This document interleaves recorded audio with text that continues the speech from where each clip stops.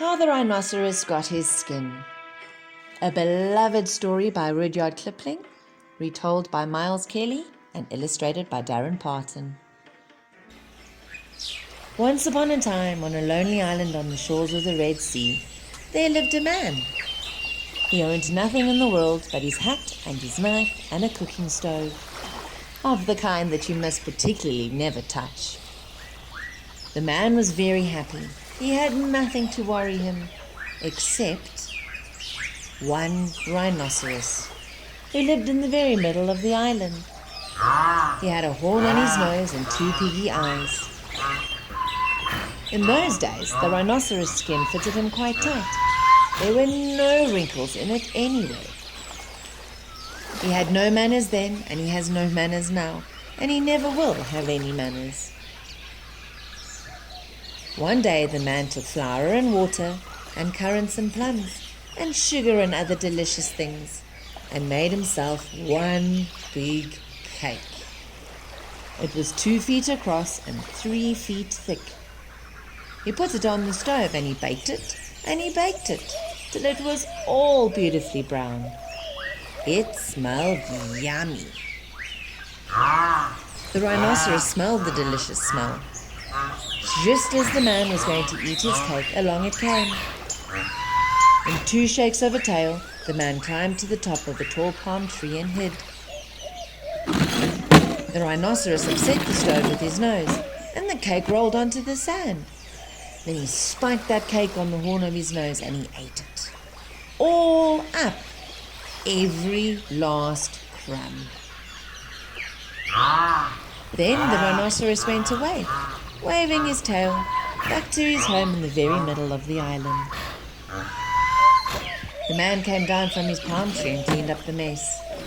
As he cleaned, he thought of a plan, and he sang to himself, "Them that takes cakes, which the man bakes, makes dreadful mistakes."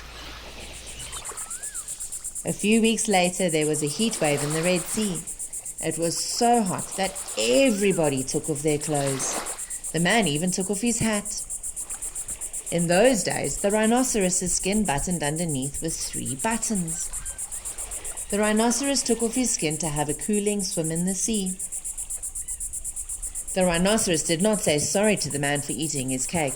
He had no manners then, and he has no manners now, and he never will have any manners. He waddled straight into the water and blew bubbles through his nose, leaving his skin on the beach. But the man found the skin and he smiled a big smile. Then he danced 3 times round the skin and rubbed his hands. The man filled his hat with crumbs.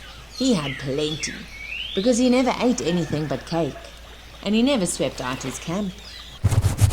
Then he took that skin, and he shook that skin, and he scrubbed that skin, and he rubbed that skin. At last it was as full of dry, stale, tickly cake crumbs and some burnt currants as it could possibly be. Then the man climbed to the top of the palm tree and waited. When the rhinoceros came in from his swim, he put on his skin and buttoned it up with the 3 buttons. And it tickled just like cake crumbs in bed. Then he wanted to scratch, but that made it worse. Then he lay down on the sands and rolled and rolled. Then he ran to the palm tree and rubbed and rubbed and rubbed himself against it. He rubbed a wrinkle over his shoulders and another underneath and more on his legs. He even rubbed his buttons right off. It spoiled his temper, but it didn't make any difference to the crumbs. So he went home very angry and horribly scratchy. The man came down from his palm tree and felt quite pleased with himself. From that day to this, every rhinoceros has great folds in his skin and a very bad temper, all because of the cake crumbs inside.